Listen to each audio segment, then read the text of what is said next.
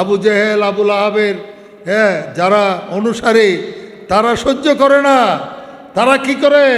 মিথ্যা মামলা দিয়ে জেলখানায় ঢুকাই দেয়। তারা এইভাবে মারে, ওইভাবে মারে, হত্যা করে, তাদেরকে পঙ্গু করে। এরকম করে না?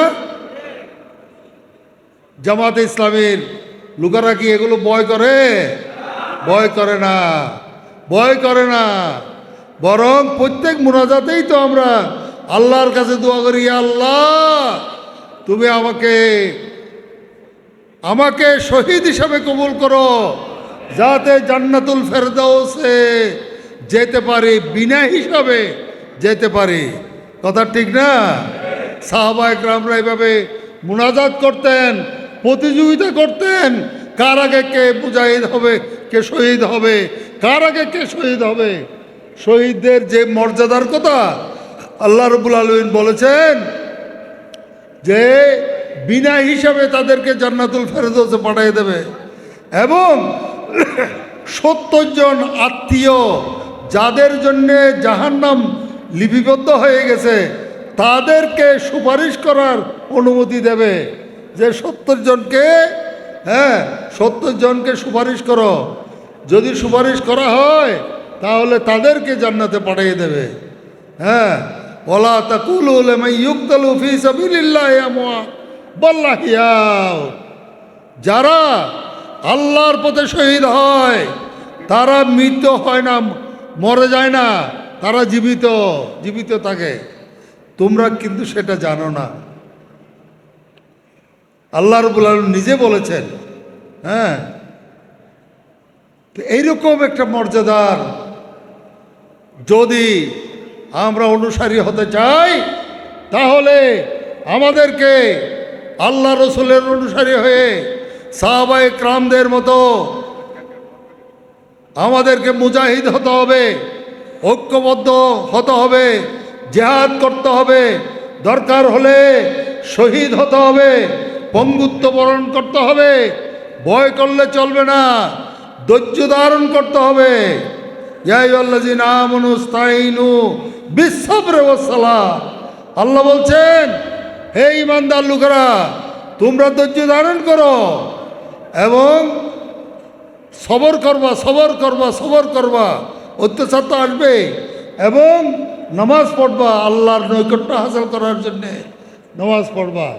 যদি এরকম করে আমরা নবীর অনুসারী হতে পারি, সাহাবায়ে কেরামদের মতো যদি আমরা চলতে পারি, তাহলে কোরআনের রাজ কায়েম হবে, মানুষ শান্তি পাবে। বাংলাদেশ জামায়াতে ইসলামীর কেন্দ্রীয় কর্মপরিষদ সদস্য, প্রাক্তন সংসদ সদস্য জনাব আলহাজ শাহজাহান চৌধুরী, মঞ্চে উপবিষ্ট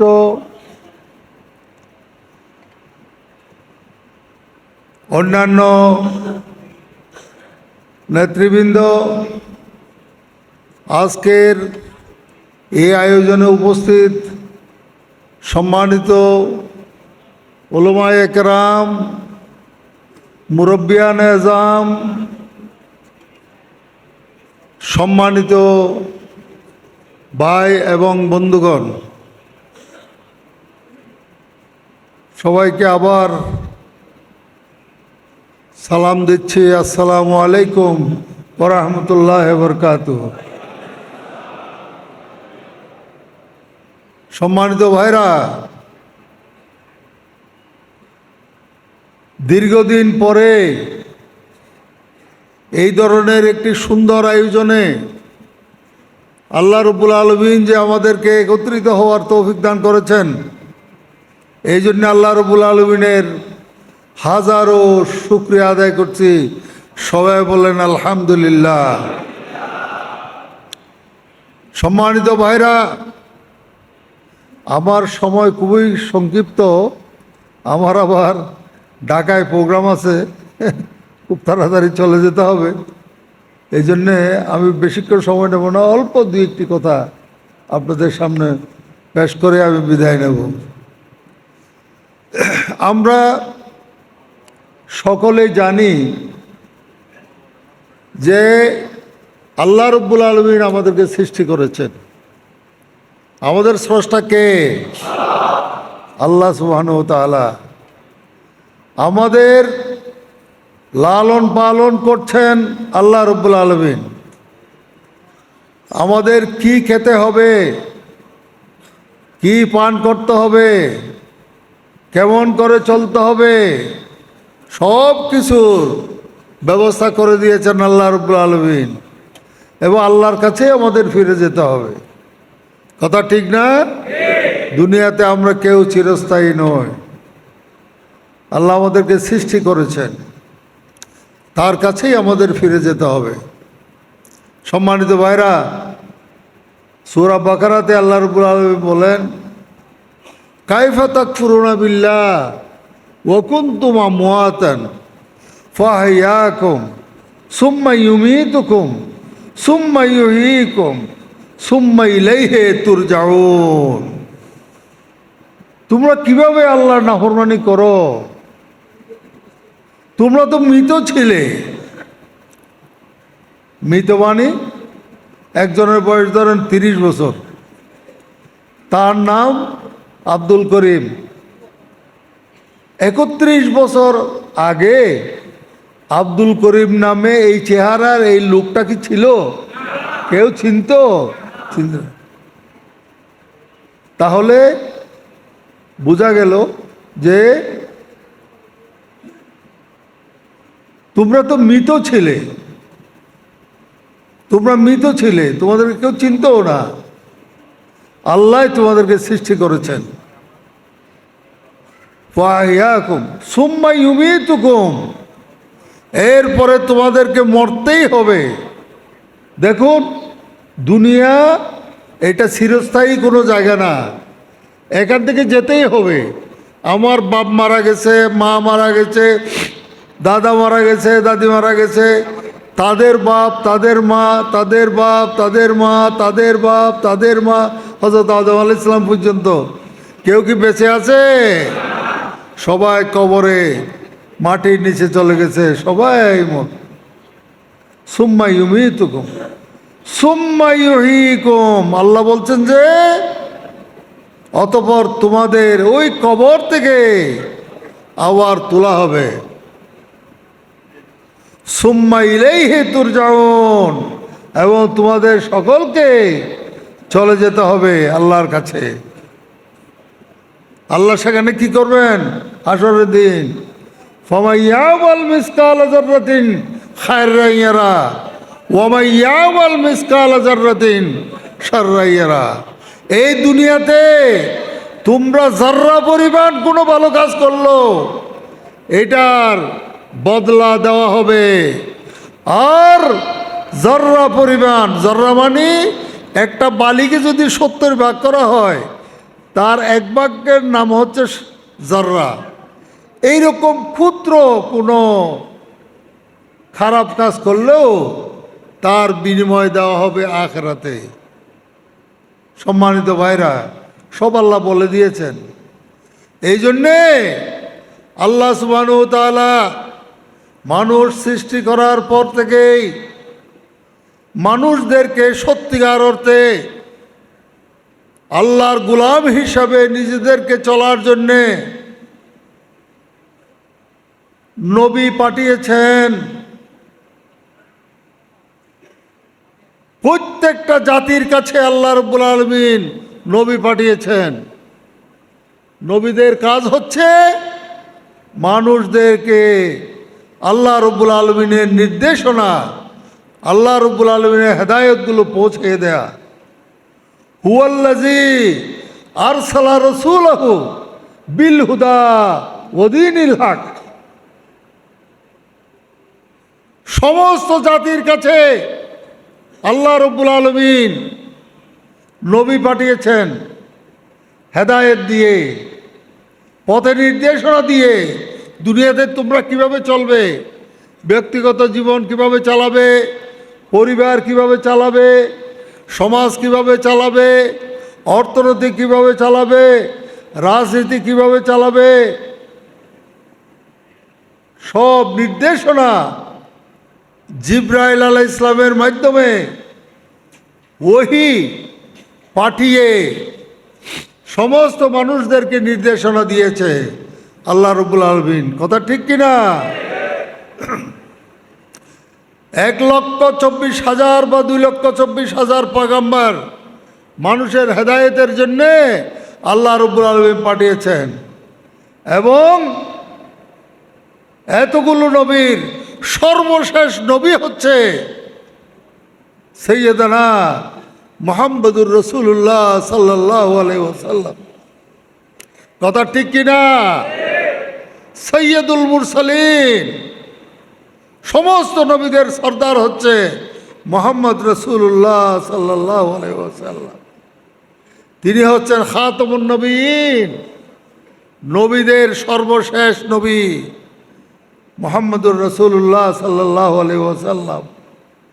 তার আসল উদ্দেশ্য, সমস্ত নবীরা যেমন করে মানুষদেরকে আল্লাহর পথে আহ্বান জানিয়েছেন, আল্লাহর পথে ডেকেছেন, মানুষদেরকে সত্যিকার অর্থে আল্লাহর প্রকৃত বান্দা বানানোর জন্য চেষ্টা করেছেন, ঠিক সেভাবে নবী মুহাম্মদ সাল্লাল্লাহু আলাইহি ওয়াসাল্লাম মানুষদেরকে আল্লাহর দ্বীনের পথে ডেকেছেন, মানুষদেরকে সত্যিকারে আল্লাহর প্রিয় বান্দা বানানোর জন্য চেষ্টা করেছেন।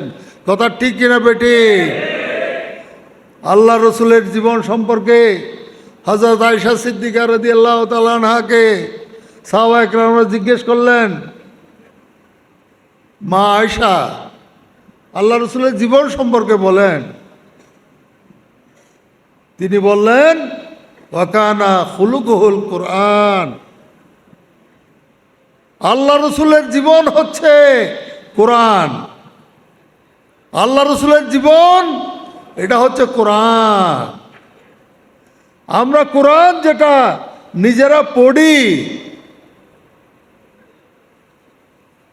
এটার বাস্তব রূপ হচ্ছে মুহাম্মদুর রাসূলুল্লাহ সাল্লাল্লাহু আলাইহি ওয়াসাল্লামের জীবন। কোরআনের বাস্তব প্রতিচ্ছবি হচ্ছে রাসূলুল্লাহ সাল্লাল্লাহু আলাইহি ওয়াসাল্লামের জীবন।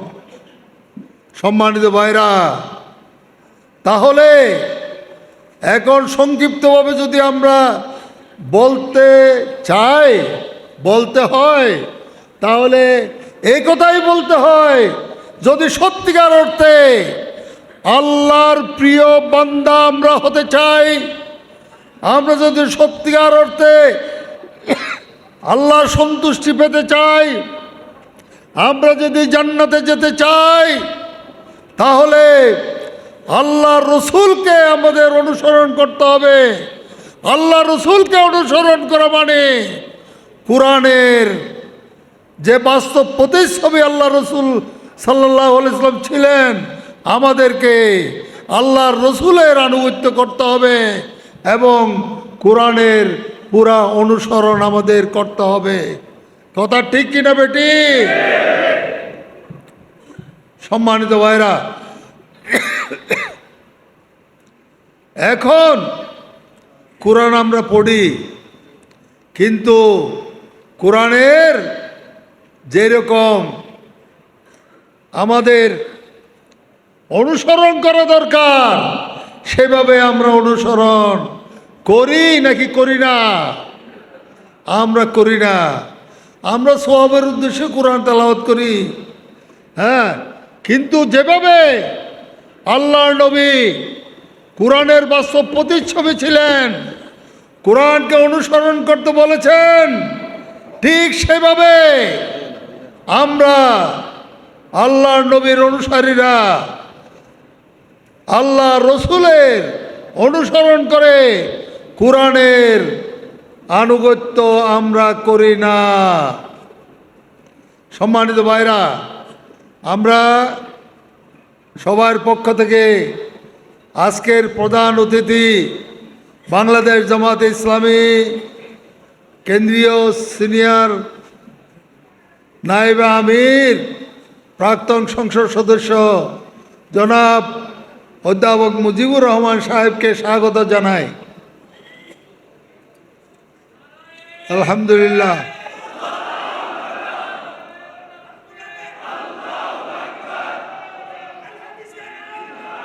সম্মানিত ভাইরা, সম্মানিত ভাইরা, আমরা যে কথা বলতে চাচ্ছিলাম সেটা হচ্ছে আল্লাহ রসুল সাল্লাল্লাহু আলাইহি ওয়াসাল্লাম যেমন কোরআনের বাস্তব প্রতিচ্ছবি ছিলেন, কোরআনকে অনুসরণ করেছেন, সাহাবায়ে কেরামদেরকে কোরআনের ভিত্তিতে ঐক্যবদ্ধ করেছেন, কোরআন বাস্তবায়নের জন্য সংগ্রাম করেছেন। আমরা যদি রসুলের অনুসরণ করে আল্লাহর প্রিয় বান্দা হতে চাই, তাহলে আমাদেরকেও কোরআনের অনুসারী হতে হবে। কথা ঠিক কিনা বেটি? সম্মানিত ভাইরা, আমরা আল্লাহ রসুলকেই নমুনা হিসাবে সামনে রাখব। আল্লাহর নবী কি করেছেন? ওহী প্রাপ্ত হয়ে তিনি উদউ ইলা সাবিলি রাব্বিকা বিল হিকমাতি ওয়াল মাওয়াজাতিল হাসানা, হ্যাঁ, তোমরা উত্তম কথার সাথে মানুষদেরকে দ্বীনের প্রতি ডাকো। কোরআনের কথা মানুষের ঘরে ঘরে পৌঁছাই দিতে হবে। কোরআনের কথা মানুষের ঘরে ঘরে পৌঁছাই দিতে হবে। আল্লাহ কোরআনের মাধ্যমে আমাদেরকে কি ওহী পৌঁছাই দিল সেটা পৌঁছাতে হবে।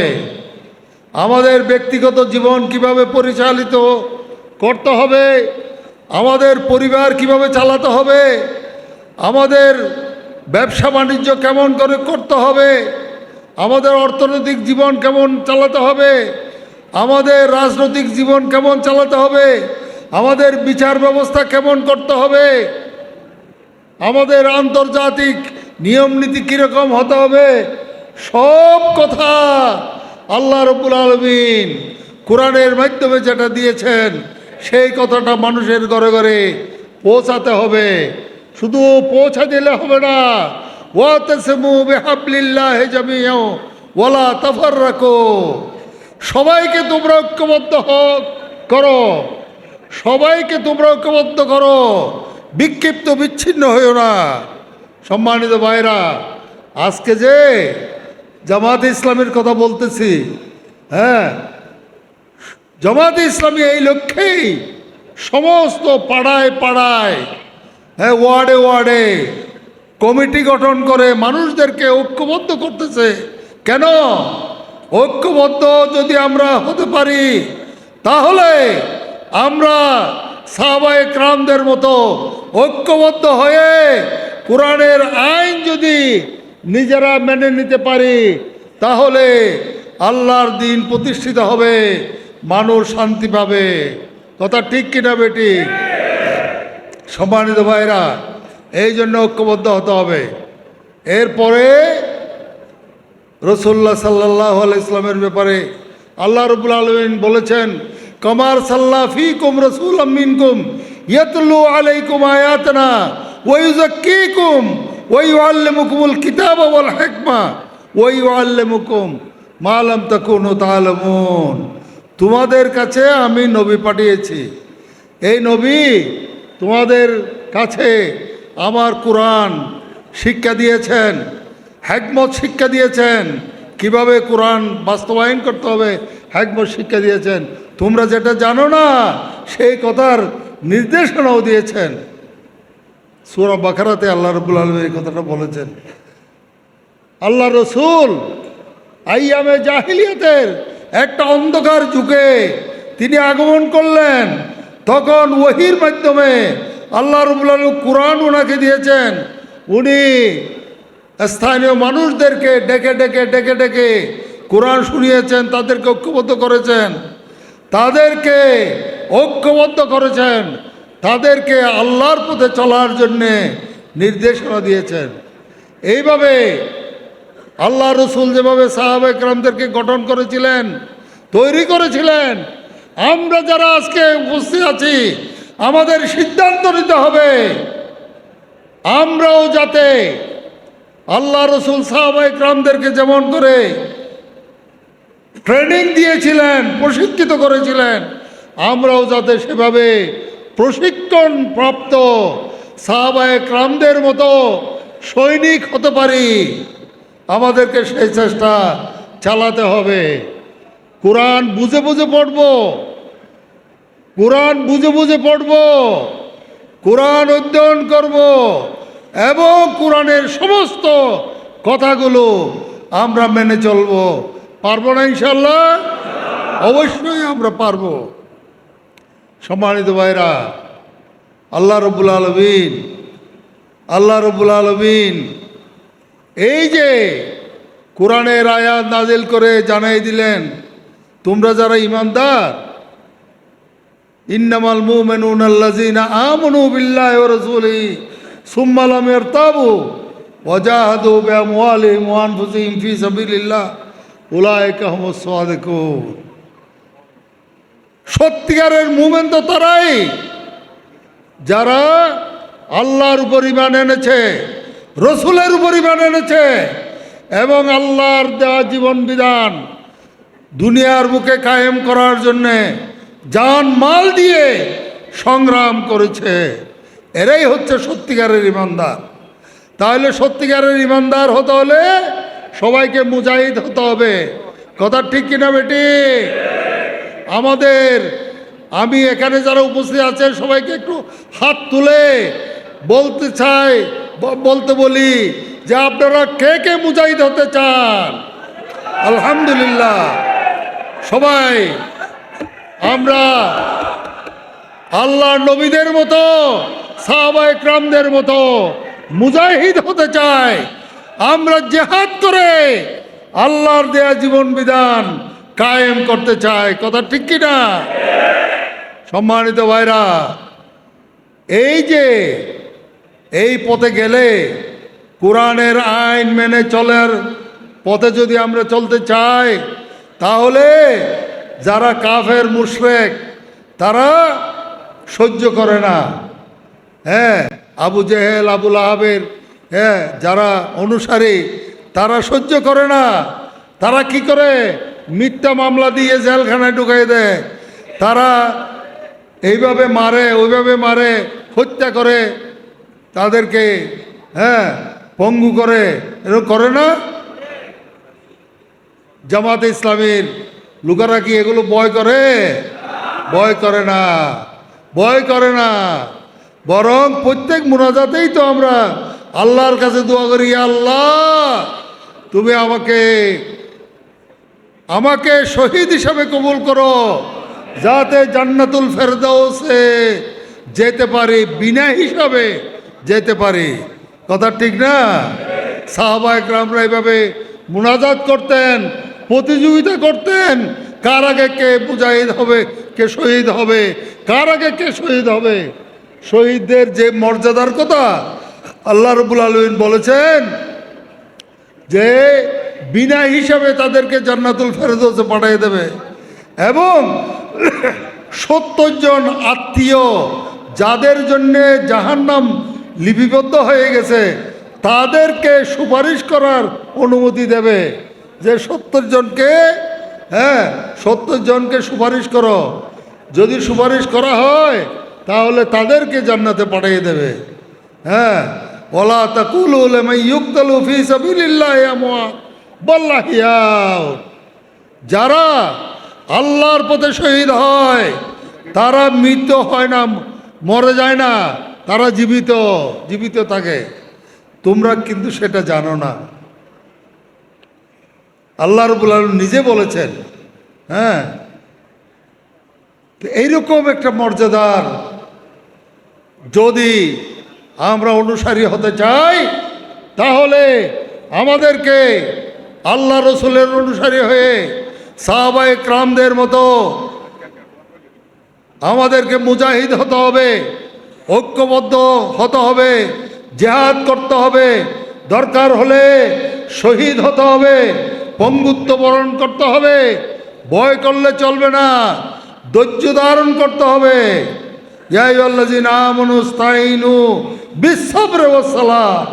আল্লাহ বলছেন হে ইমানদার লোকেরা, তোমরা ধৈর্য ধারণ করো এবং সবর করবা, সবর করবা, সবর করবা। অত্যাচার তো আসবে, এবং নামাজ পড়বা, আল্লাহর নৈকট্য হাসিল করার জন্যে নামাজ পড়বা। যদি এরকম করে আমরা নবীর অনুসারী হতে পারি, সাহাবায়ে কেরামদের মতো যদি আমরা চলতে পারি, তাহলে কোরআনের রাজ কায়েম হবে, মানুষ শান্তি পাবে। কথা ঠিক কিনা? নবীদের দায়িত্ব ছিল মানুষের গড়া যে তন্ত্রমন্ত্র, সেই তন্ত্রমন্ত্রগুলো পরাজিত করে আল্লাহর দেয়া জীবন বিধানকে কায়েম করতে হবে। আল্লাহর দেয়া জীবন বিধান এটা হচ্ছে কোরআনের আইন। কোরআনের আইন যেখানে কায়েম হয় সেখানে শান্তি শান্তি শান্তি পাওয়া যায়। কোরআনের আইন যেখানে নাই সেখানে অশান্তি অশান্তি অশান্তি দেখা যায়। প্রিয় ভাইরা, মানুষের তৈরি করা আইন পুঁজিবাদ। এই বিশ্বের মানুষ দেখেছে না, এই পুঁজিবাদে কত মানুষ অত্যাচারিত হচ্ছে, দর্শিতা হচ্ছে, নির্যাতিত হচ্ছে, নিহত হচ্ছে। আর সমাজতন্ত্র, কত মানুষ বিনা কারণে নিহত হচ্ছে, ক্ষুধা যন্ত্রণায় কষ্ট পাচ্ছে। সম্মানিত ভাইরা, মানুষের গড়া আইন এরকম মানুষকে কষ্ট ছাড়া আর কিছু দেয় না। অথচ আল্লাহর কোরআন যেখানে বাস্তবায়ন হয় সেখানে মানুষ শুধু শান্তি আর শান্তি পায়। আল্লাহর কোরআন বলেছেন, লো আন্না আহলাল কুরা আমানু ওয়াত্তাকু লাফাতাহনা বারাকাতিম মিনাস সামায়ে। যদি কোনো এলাকার মানুষ আল্লাহকে ভয় করে, ঈমান আনে, আল্লাহকে ভয় করে, এবং আল্লাহর বিধান অনুযায়ী চলে, তাহলে আসমান জমিনের বরকতের দরজা খুলে দেওয়া হবে। দেখুন একটু ভালো করে, যারা সৌদি আরবে গেছেন বা যেখানে যেখানে ইসলামী রাষ্ট্র আছে সেখানে গিয়েছেন, তারা দেখেছেন আজান হলো, আজান হওয়ার সাথে সাথে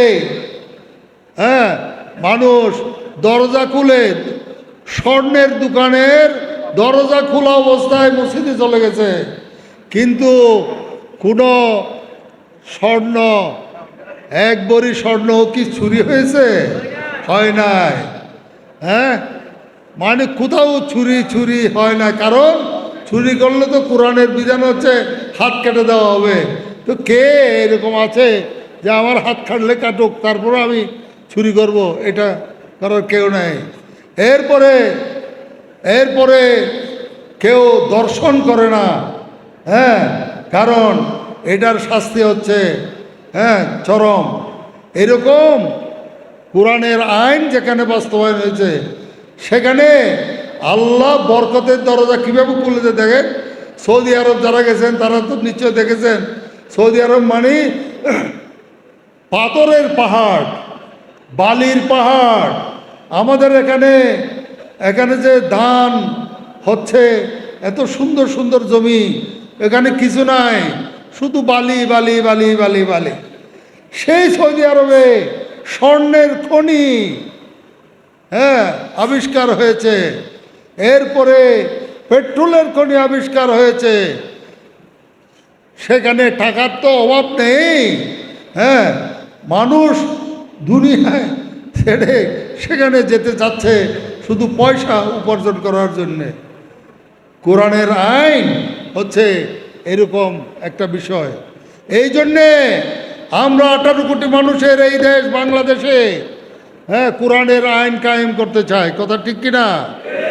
এখানে পুঁজিবাদ আমরা দেখেছি, এখানে আমরা সমাজতন্ত্রের নামে কথা শুনেছি, আমরা জিয়াবাদ দেখেছি, এরশাদবাদ দেখেছি, খালেদাবাদ দেখেছি, হাসিনাবাদ দেখেছি, কিন্তু শান্তি দেখি নাই, শান্তি দেখি নাই। এখানে যদি কোরআনের আইন বাস্তবায়ন হয়, আল্লাহ বরকতের দরজা যেমন খুলে দেবেন, মানুষ শান্তি আর শান্তি শুধু পাবে, মানুষ শুধু সুখ আর সুখের মধ্যেই থাকবে। দুনিয়াতে যেমন শান্তি পাবে, আখিরাতেও জাহান্নামের আগুন থেকে বাঁচবে। কথা ঠিক কিনা? এই জন্যে আজকে বাংলাদেশের মানুষের মধ্যে সেই ধরনের একটা আওয়াজ শুরু হয়ে গেছে, আমরা কোরআনের আইন চাই। কথা ঠিক না? আরে ডাকসু জাকসু কীভাবে হয়ে গেল দেখছেন? সবাই বলতে আমরা দাড়িপাল্লা দাড়িপাল্লা দাড়িপাল্লা দাড়িপাল্লা, সব কোরআনের দিকে আসতেছে।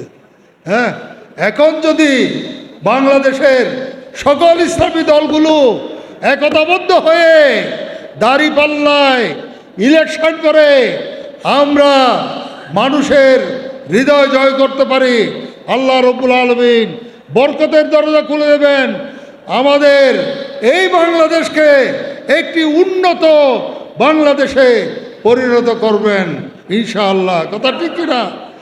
আমরা সকলেই এই জন্যে রাজি আছি ইনশাআল্লাহ। আমরা সকলেই আল্লাহর আইন চাই, সৎ লোকের শাসন চাই, আর কিছু চাই না। মানুষের গড়া জীবন বিধান আমরা চাই না। আমরা যদি এটার উপর ঐক্যবদ্ধ থাকতে পারি তাহলে আল্লাহর রহমত আমাদের উপর নাজিল হবে। সবাইকে আন্তরিক ধন্যবাদ মোবারকবাদ জানিয়ে আমার কথা এখানে শেষ করছি। আমার তৌফিক ইল্লা বিল্লাহ। আসসালাম।